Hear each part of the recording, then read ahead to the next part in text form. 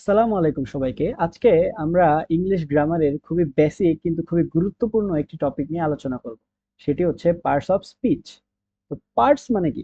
Parts মানে হচ্ছে অংশ, আর স্পিচ মানে কি? স্পিচ মানে হচ্ছে আমাদের কথাবার্তা।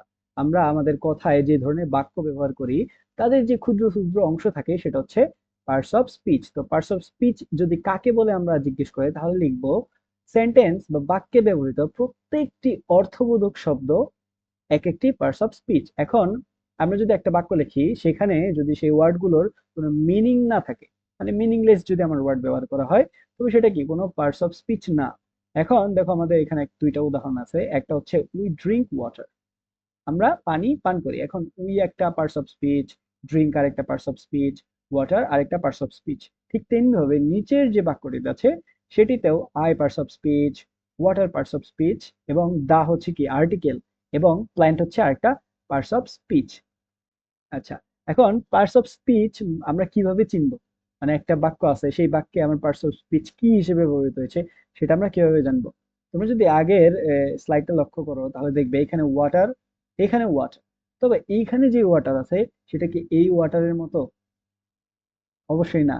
কারণ এইখানে যে ওয়াটারটি ব্যবহৃত হয়েছে সেটা হচ্ছে নাউন হিসেবে, আর এইখানে এই নিচের ২ নাম্বার যে উদাহরণ আছে সেইখানে ওয়াটারটা ব্যবহৃত হয়েছে মূলত ভার্ব হিসেবে। তো আমাদের এইখানে এই নোটটাতে এই কথাই বলা হয়েছে, বাক্যে কোন ওয়ার্ড কোন পার্টস অফ স্পিচ হবে সেটি নির্ণয় করতে হবে বাক্যে ওয়ার্ডটির ফাংশন কি, বা সেটি কোন অর্থে ব্যবহৃত হচ্ছে সে অনুযায়ী। আচ্ছা, তাহলে এগুলো আমরা পরবর্তীতে গিয়ে আরো জানবো। তো এবার আমরা দেখি পার্টস অফ স্পিচ মূলত কত প্রকার। পার্টস অফ স্পিচ মূলত ৮ প্রকার। একটা হচ্ছে নাউন, তারপর হচ্ছে প্রোনাউন, তারপর অ্যাডজেক্টিভ, তারপর অ্যাডভার্ব, তারপরে ভার্ব, তারপর প্রিপোজিশন, কনজাংশন এন্ড ইন্টারজেকশন। তো প্রথম যে প্রকারভেদ সেটি হচ্ছে নাউন। তো নাউন কি? Noun is a naming word, যে ওয়ার্ড দ্বারা কোনো ব্যক্তি, স্থান, বস্তু বা যে কোনো কিছু হোক, পৃথিবীতে যা হোক, যার নাম বোঝাবে সেটা হচ্ছে কি আমার নাউন। করিম, ঢাকা, বুক, এসব কি কোনো কিছুর নাম? এগুলো হচ্ছে নাউন। তারপর আমরা টুথব্রাশ ইউজ করি, এটাও কি এই বস্তুটার নাম? তাহলে কি এটাও একটা টুথব্রাশ, যে ওয়ার্ডটা সেটা হচ্ছে কি একটা নাউন। তারপর দেখো, Dhaka is the capital of Bangladesh, এখানে ঢাকা, ক্যাপিটাল এবং বাংলাদেশ, এই ৩টা ওয়ার্ডই কিন্তু কি নাউন। তারপরে আছে আমার করিম ইজ এ গুড বয়, এখানে Karim and boy both are noun. Next যে প্রকারভেদটা আছে সেটা হচ্ছে প্রোনাউন। প্রোনাউন কি?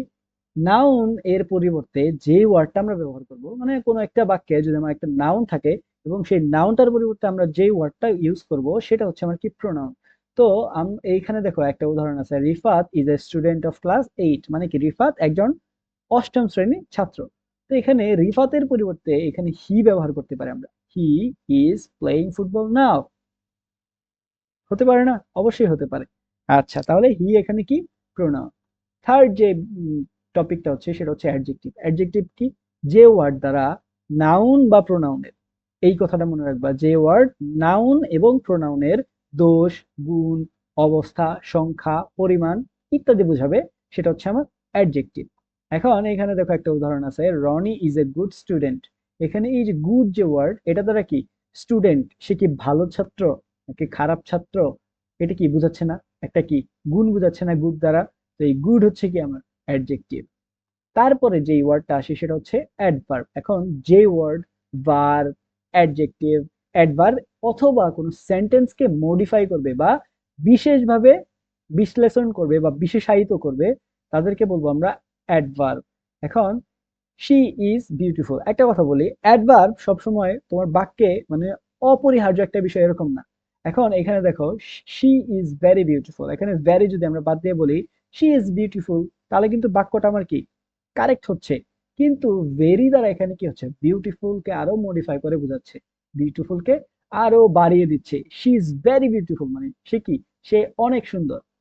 তারপর হি ওয়াক্স ফাস্ট, মানে কি হি ওয়াক্স যদি আমরা বলতাম সে হাঁটে, হ্যাঁ সে হাঁটে। হি ওয়াক্স ফাস্ট মানে সে কেমন করে হাঁটে সেটা বোঝাচ্ছে, সে কি অনেক দ্রুত হাঁটে। ঠিক আছে? অ্যাডভার্ব নিয়ে বা প্রত্যেকটা টপিক নিয়ে আমরা আবার পরবর্তীতে অনেক বিস্তারিত ভাবে জানতে চাইলে অন্য একটা লং ভিডিও করতে হবে। তো লং ভিডিওতে আমরা সেগুলো জানবো। আজকে আমরা মূলত এই শর্টকাট গুলো আমরা জেনে রাখি যে কোন ওয়ার্ড দ্বারা কি মিনিং করে, কোন পার্টস অফ স্পিচ মিনিং করে। আচ্ছা, তারপর আসে আমার ভার্ব। তুমি সবসময় মনে রাখবা ভার্ব হচ্ছে যে ওয়ার্ড দ্বারা একটা কাজ করা বোঝাবে। যে কোনো কাজ হতে পারে, যেটা খাওয়া হোক, ঘুমানো হোক, অথবা কি হাঁটা চলা হোক, পড়াশোনা হোক, সবগুলো হচ্ছে কি কাজ। তো এই কাজ হবে কি যে শব্দ দ্বারা কোনো কাজ করা বোঝাবে, সেটা হচ্ছে ভার্ব। এখানে হি ওয়ার্কস ফাস্ট, এখানে এই যে ওয়ার্কস, এই ওয়ার্কটা হচ্ছে আমার কি ভার্ব। একটা কথা মনে রাখবা, সাবজেক্ট যদি সবসময় কি হয় থার্ড পারসন এবং কি সিঙ্গুলার নাম্বার, সাবজেক্ট কি হতে হবে থার্ড পারসন এবং সিঙ্গুলার নাম্বার হলে এই যে এখানে ভার্ব যে থাকবে তার সাথে এস অথবা ইএস যুক্ত হবে। কথা ক্লিয়ার? আচ্ছা, তারপর দেখো এখানে I have my breakfast in the morning, মানে কি আমি আমার ব্রেকফাস্ট সকালে খেয়েছি। তো এই হ্যাভ মানে কি, এই হ্যাভ কিন্তু অক্সিলারি ভার্ব না, এই হ্যাভ কি খাওয়া অর্থে বোঝানো হয়েছে। তো এই হ্যাভ এখানে কি, এটা হচ্ছে ভার্ব। আচ্ছা, তারপর হচ্ছে প্রিপোজিশন। প্রিপোজিশন বিষয়টা খুব ইন্টারেস্টিং। প্রি এবং পজিশন, প্রি শব্দের অর্থ কি পূর্বে, আর পজিশন মানে অবস্থান। তো এই প্রিপোজিশন শব্দ হচ্ছে কি কোনো নাউন বা প্রোনাউনের আগে বসবে। এখন আমরা এই প্রিপোজিশনের সংজ্ঞাটা দেখি। যেসব ওয়ার্ড কোনো নাউন অথবা প্রোনাউনের পূর্বে বসে ওই নাউন বা প্রোনাউনের সাথে বাক্যের যে অন্যান্য অংশগুলো থাকবে তাদের কি করবে, মধ্যে একটা সম্পর্ক স্থাপন করবে, সেটা হচ্ছে প্রিপোজিশন। যেমন at, in, on, with, by, between, এসব এক একটা কি প্রিপোজিশন। আচ্ছা, এবার কিছু উদাহরণ দেওয়া আছে দেখো। The boy is playing in the field, এখন দা ফিল্ডের সাথে দ্য বয় ইজ প্লেইং এই অংশের একটা কি সম্পর্ক স্থাপন করেছে কে, কে এখানে ইন। তো এখানে ইন হচ্ছে প্রিপোজিশন। তারপর দেখো the book is on the table, the টেবিলের সাথে দ্য বুক ইজ এর একটা কি সম্পর্ক স্থাপন করেছে অন। আচ্ছা, এভাবে এই যে এখানে দ্য লিস্ট অফ বুকস, এই বুকস এর সাথে এই লিস্টের সম্পর্ক করেছে কে অফ।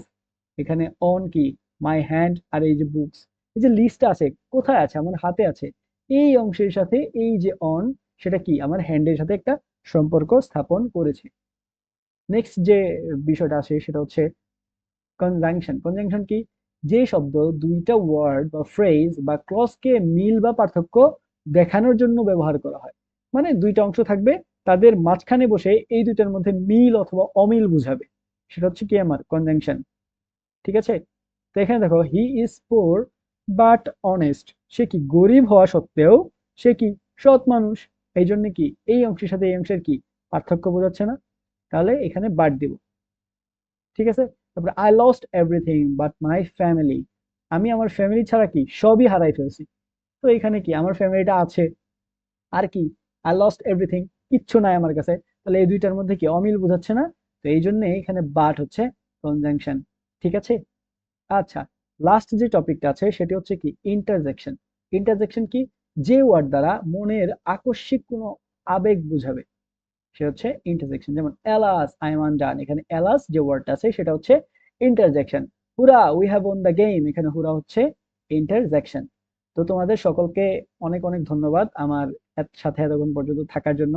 আমাদের যদি নতুন নতুন কোনো ভিডিও লাগে অবশ্যই কমেন্ট সেকশনে জানাবে, আমি সেই বিষয়ে যতটুকু জানি তোমাদের জানানোর চেষ্টা করবো।